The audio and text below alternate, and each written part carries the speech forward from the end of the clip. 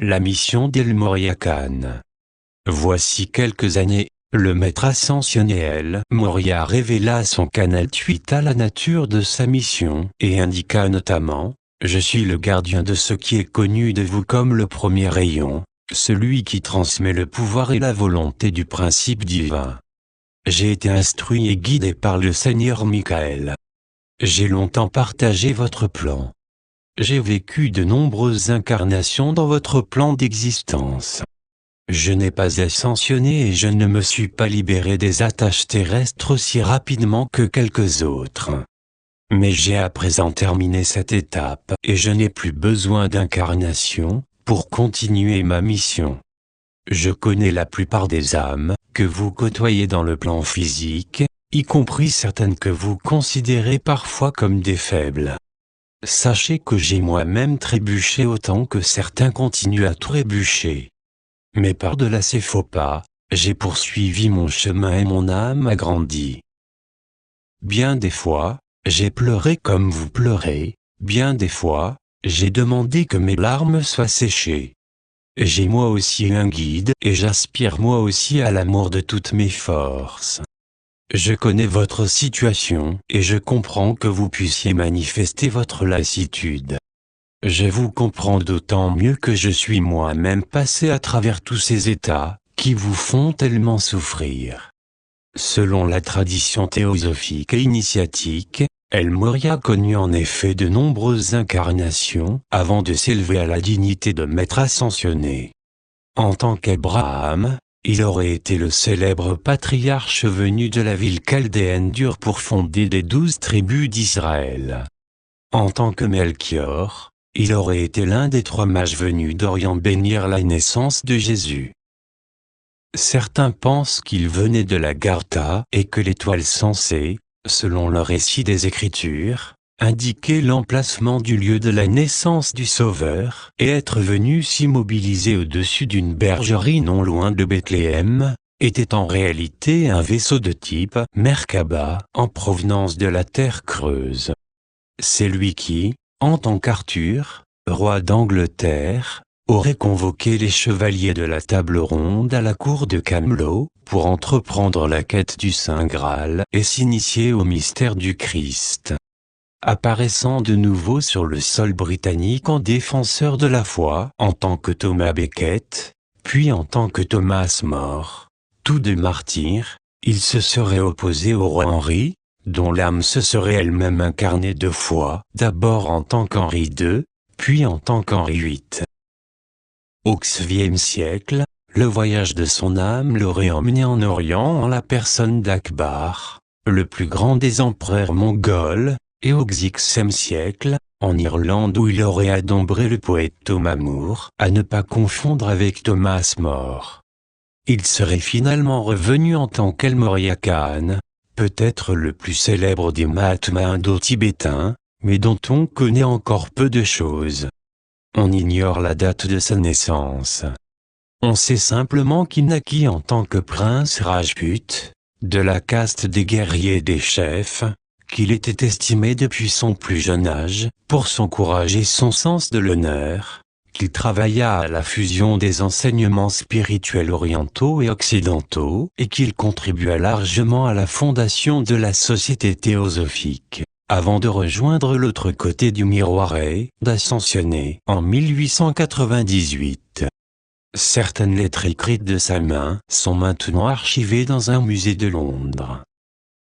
Durant les années 1920 à 1930, El Morya travailla en tant que maître ascensionné avec Nicolas et Eleanor Roerich, qui firent connaître ses écrits à travers différents ouvrages. En 1958, il fit appel à Mark El Prophet pour diffuser certains de ses enseignements sous la forme des perles de sagesse, Pierre Lovedom, publiées par le Somi Lighthouse. Il a depuis lors utilisé de nombreux canaux pour transmettre son message à l'humanité, depuis Mark et Elizabeth Clare Prophet jusqu'à Twitter, en passant par Sir Edward Elgar. Le texte qui suit, canalisé il y a quelques mois par Ada Caroline Fitzgerald, est l'une des plus merveilleuses perles de l'enseignement de ce très grand maître. 2. El Morya Khan, illusion et réalité. Chers fils et filles de la lumière, je suis El Morya. Je vous demande de prendre quelques instants pour vous préparer pour laisser s'ancrer mes énergies à travers votre être. Détendez-vous, sentez mes énergies circuler en vous, sentez la présence de la divine flamme en votre cœur, et sentez ma protection, mon amour. Sentez cette flamme bleue qui vous pénètre à présent, mes chers, mon message d'aujourd'hui sera court. Je vous parlerai simplement de la différence entre l'illusion et la réalité. Tant de choses ont été dites à ce sujet, tant de personnes l'ont rendu tellement compliqué que la plupart d'entre vous n'arrivent plus à distinguer la vérité. Beaucoup sont pour ainsi dire prisonniers de l'illusion, de l'écorce, ils ne parviennent plus à voir la beauté de l'arbre, dans son extraordinaire simplicité. Car c'est uniquement cela, la réalité. La réalité n'est que beauté, amour et lumière. Toute autre chose, tout ce qui ne vibre pas en plein accord et en totale harmonie avec la lumière et l'amour est illusion. C'est aussi simple, aussi fondamental et aussi direct que cela. Il n'existe rien d'autre à savoir. Mais, chers enfants, je vous le dis avec tout l'amour et le respect, pour ce que vous vous êtes créés tellement d'illusions, vous vous êtes tellement séparés de l'unité de la source divine, que c'est au contraire tout ce que vous voyez autour de vous dans votre monde, toute cette disharmonie, tout ce qui n'est pas amour, lumière et beauté, que vous appelez justement réalité. Mes chers, réfléchissez un moment. Combien de temps passez-vous chaque jour à regarder les nouvelles à la télévision, à évoquer la dernière catastrophe mondiale, à étudier les autres et à les juger?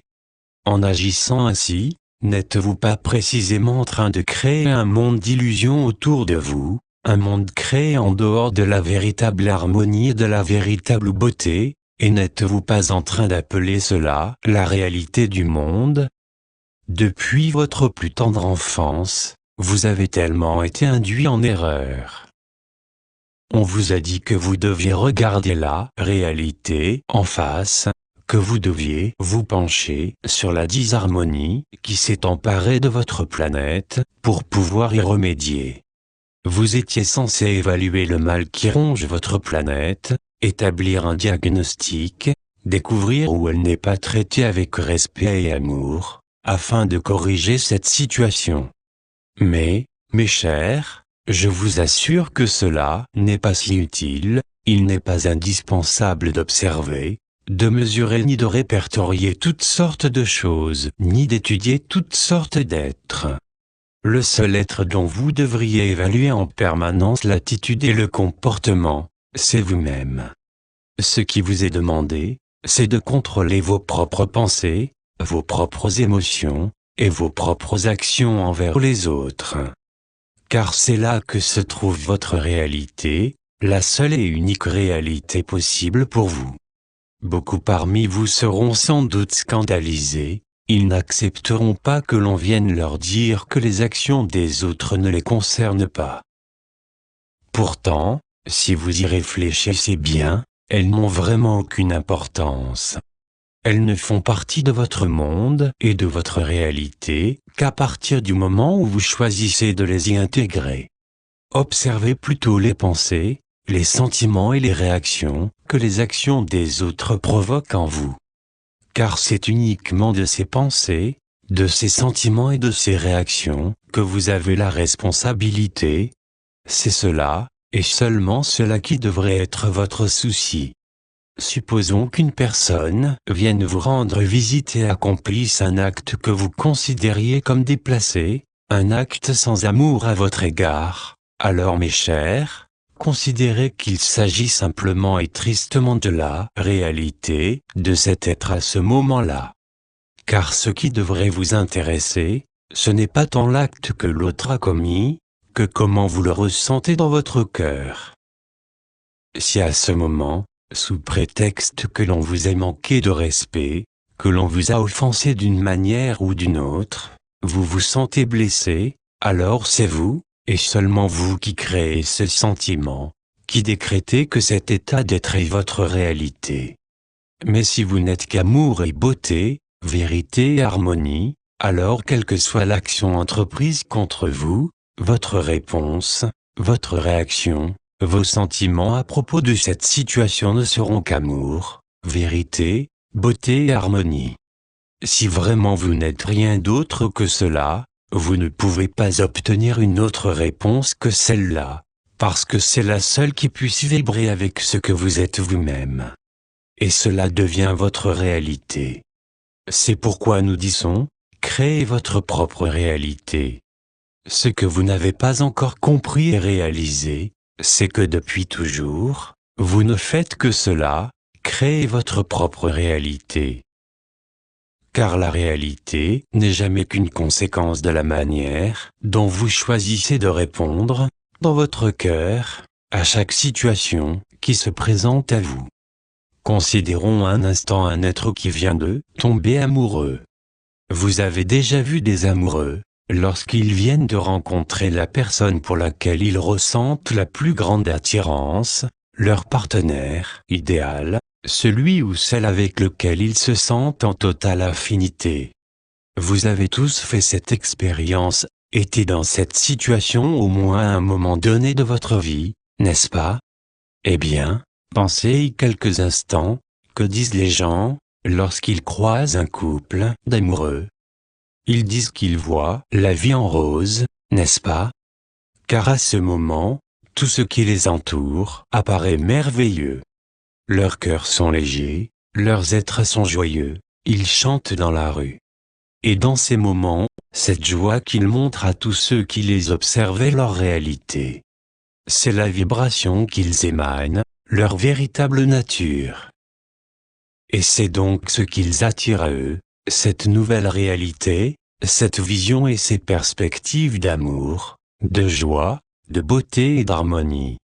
Car pour eux, à ce moment, rien d'autre n'existe. Mes chers, je suis ici maintenant pour vous rappeler que cela peut devenir votre choix de chaque instant, et qu'il ne dépend que de vous d'en faire votre propre réalité.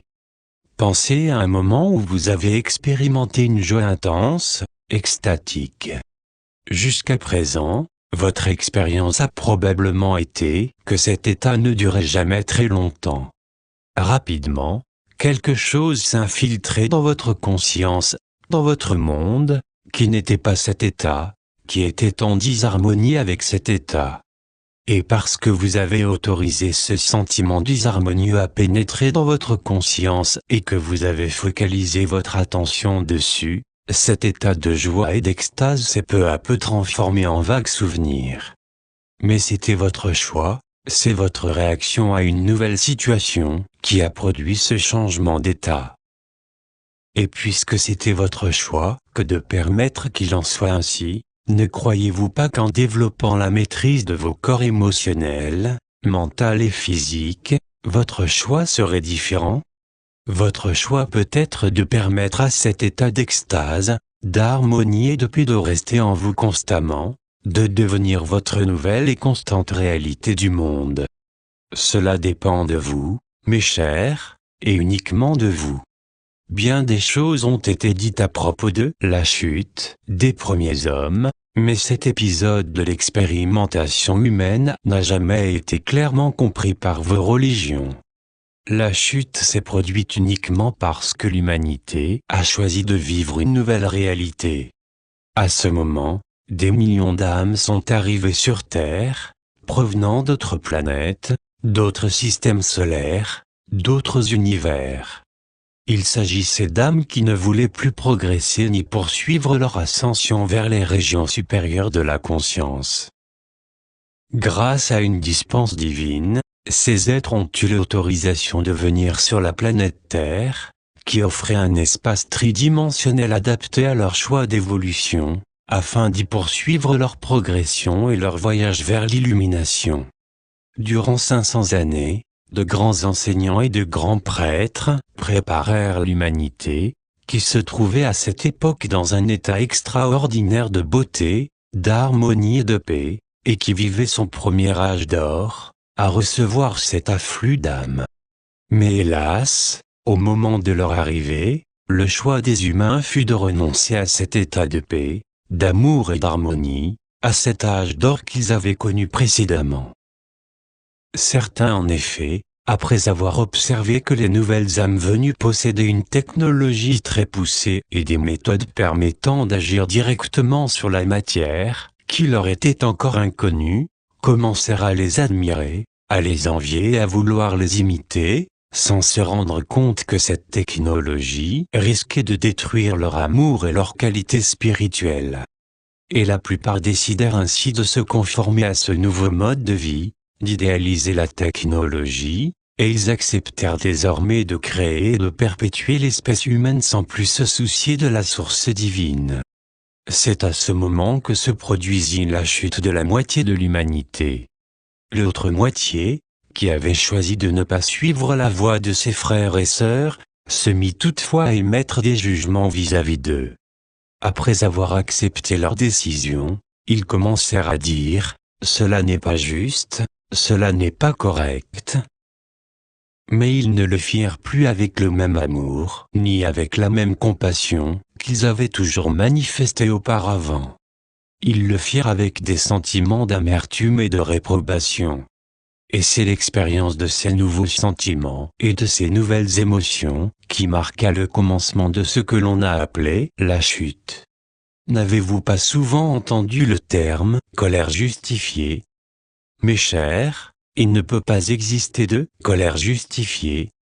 Quelle que soit sa forme et quelle que soit la situation extérieure, la colère n'est jamais justifiée, c'est une émotion dont vous n'avez pas besoin dans votre être.